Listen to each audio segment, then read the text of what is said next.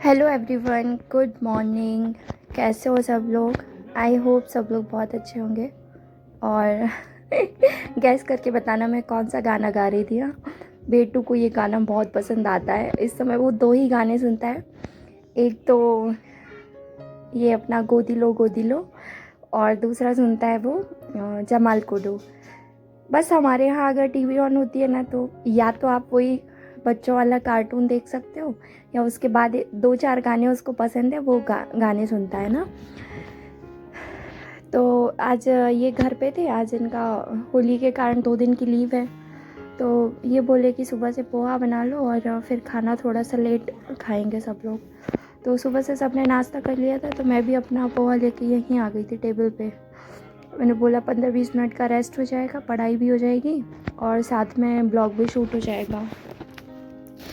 तो 12 पंचवर्षीय योजनाओं के लिए बहुत कमेंट आ रहा था, तो इस वीडियो पे मैंने शेयर कर दिया है। हाँ, इमेजेस उतनी क्लियर नहीं थी, इसलिए मैंने इस पे ही डाल दिया है। तो आप इस वीडियो को पूरा देखना। इस वीडियो पे आपको 12 पंचवर्षीय योजनाओं के कंप्लीट नोट्स मिल जाएंगे ना। और वो बहुत ज़्यादा डेटा है, मतलब आपके लिए जितना इस एग्ज़ाम के लिए रिक्वायर्ड है उससे एक्स्ट्रा इन्फॉर्मेशन है उसमें। तो आप उसमें बिल्कुल टेंशन मत लेना कि आपको और कहीं से पढ़ के या कुछ ऐड करना पड़ेगा। जो पंचवर्षीय योजनाओं का जो आगे मैं शेयर कर रही हूँ, उसमें एक चीज़ ध्यान रखना। सबसे पहले उसका ड्यूरेशन याद करना है ना, क्योंकि सीधे सीधे पूछ लेता है कि इस पंचवर्षीय योजना कब आई थी। तो आपको ईयर बहुत अच्छे से मेंशन हो जाएगा कि जैसे 51 से स्टार्ट हुई थी तो 51 से 56 है ना। फिर दूसरी पंचवर्षीय योजना का टाइम, फिर तीसरी, चौथी, फिर बीच बीच में जो गैप आए हैं उस गैप को भी याद रखना पड़ेगा।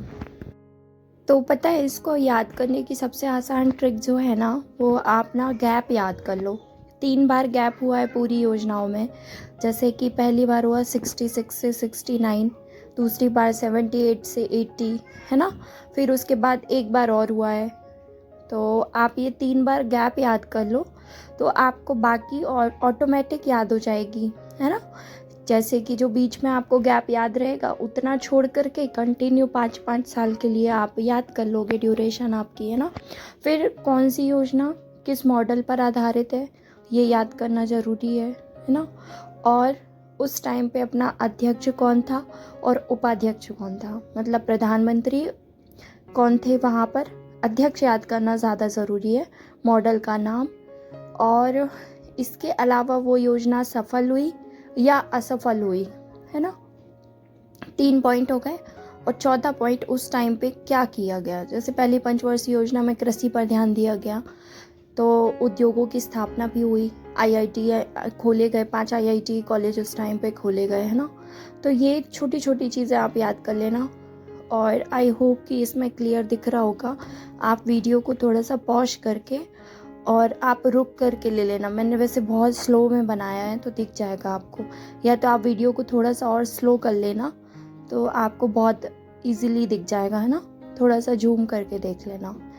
बाकी कोशिश की है मैंने कि आपको ब्लर ना हो और आसानी से आप नोट कर सको। बीच बीच में थोड़ा डिस्टर्ब भी हो रहा था क्योंकि डुग्गू मेरे पास ही खेल रहा था, तो बार बार वो उसका जब पापा मम्मा दोनों रहते हैं ना, तो वो इनके पास जाता है इस रूम में और वहाँ खेलता है। फिर थोड़ी देर बाद मुझे देखने आता है कि मम्मा क्या कर रही, तो बार बार यहाँ से वहाँ स्विच करता रहता है। और आप सबको होली की बहुत बहुत शुभकामनाएं। आप सब लोग एंजॉय करना, है ना। और कोशिश करना कि पढ़ाई में गैप ना हो। जैसे कि आज मुझे पता था कि शाम को बहुत मुश्किल है दोपहर में शाम को पढ़ाई करना, तो मैंने सुबह किसी भी तरह से मैनेज करके थोड़ा सा पढ़ लिया। और बाकी रात तो है ही, रात को तो मैं पढ़ूँगी, है ना। तो मैंने सुबह थोड़ा सा पढ़ लिया। आज का थोड़ा सा दिन का डिस्टर्ब हो जाएगा, तो कोई बात नहीं। फेस्टिवल कभी कभी आते हैं और उसको एंजॉय करना भी ज़रूरी है। तो सब अपना मूड फ्रेश करना, बहुत अच्छे से एंजॉय करना। और कल तो मेरा बहुत अच्छे से मैं एंजॉय करूँगी। रात में पढ़ाई करूँगी, कल सुबह शायद मेरी दिन में पढ़ाई नहीं होगी, क्योंकि कल मैं डुग्गू का फ़ोटोशूट वगैरह इसमें बिज़ी रहेंगे हम लोग। तो कल का ब्लॉग आप देखना, कल मैं शेयर करूँगी आपसे कि कैसे डुग्गू के ऊपर है। डुग्गू अगर साथ देगा तो कल उसके लिए बहुत अच्छी प्लानिंग की है हम लोगों ने। जब उसके पापा का सपोर्ट मिलता है तो थोड़ा सा आसान हो जाता है चीज़ें। मतलब जो लोग मेरा दूसरा वाला चैनल भी देखे होंगे तो उसमें अभी तो बहुत टाइम से वीडियो अपलोड नहीं की मैंने, बाकी उसमें बीच बीच में बहुत अच्छा फ़ोटोशूट किया है हमने टुकू का। और उसमें एक फ़ोटोशूट जो था महाशिवरात्रि वाला, उसमें तो 1 लाख व्यूज़ हो गए हैं। बड़ा अच्छा लगा था, हम लोग देख रहे थे अभी उस दिन। तो उसमें पता हम लोगों ने बहुत मेहनत की थी, मतलब लगभग हम लोगों 2 दिन से तैयारी कर रहे थे, तब जाके वो एग्जीक्यूशन हो पाया था। और उस टाइम पे बेटू छोटा था, बहुत ज़्यादा मूवमेंट नहीं करता था, तो आई थिंक 4 मंथ का था शायद, वो 4 या 5 मंथ का। तो बड़ी आसानी से उसने सपोर्ट कर दिया। अब लेकिन अब वो इतना बड़ा हो गया ना कि उसके फ़ोटोशूट के लिए हम लोग सेटअप करते हैं तो वो पूरा बिगाड़ देता है। मतलब उसकी इस समय क्या धुन चल रही है, हर चीज़ को उठाना फेंकना ये करता रहता है। चलो आप लोग ये नोट डाउन कर लो। और आप बोल रहे होगे कि दीदी क्या बकवास कर रही हो। अब आप इसको पढ़ लेना है ना, ये बहुत इजी है, इसमें कुछ समझाने लायक नहीं है। बस इतना ही याद करना है कि किस योजना के टाइम पे कौन सा आयोग बना था, और जैसे कि बीच बीच में छोटी छोटी नीति बनाई गई ना, तो खनिज को लेकर के बीच में कुछ योजनाएं आई कुछ भी, तो वो छोटी छोटी बातें आप याद रखना, ईयर याद रखना, है ना। जैसे ये लास्ट वाली 12वीं पंचवर्षीय योजना में जनधन योजना एक कब आई, make in India, startup India, ये सब प्लान्स कब आए, किसके लिए आए, ये याद रखना आप। और ये मैं हलवा बना रही थी, आज पूर्णिमा भी है तो माँ का व्रत रहता है पूर्णिमा का, मैं तो नहीं रहती। तो पहले खाना बनाया था, फिर व्रत के लिए फलाहार, तो साबूदाना बनाया था और कद्दू का हलवा बनाया था। तो टुकू को मीठा बहुत पसंद है, इसने तो बहुत अच्छे से खाया। और इसके बाद फिर थोड़ा सा पकवान भी बनेगा। तो दोपहर में मैं इसको लेके अंदर आ गई थी, तो गुजिया वगैरह वो मुझसे बनाते नहीं बनती, तो वो माँ बना के रखेंगी। और फिर मैं जब शाम को जाऊँगी ना, तो चाय पीने के बाद फिर मैं उसको सेक कर रख देती हूँ, है ना। तो बाकी माँ पापा उसको पूरा बना के रख देते हैं, तो सेकने का काम मेरा रहेगा शाम को, तो मैं उसको फ्राई करके रख दूँगी। और आप लोगों का भी तैयारी कैसी चल रही है बताना, होली के लिए आप लोगों ने क्या क्या बनाया और कहाँ जा रहे हो। कुछ लोग तो बाहर घूमने जाते हैं, बाहर सेलिब्रेट करते हैं।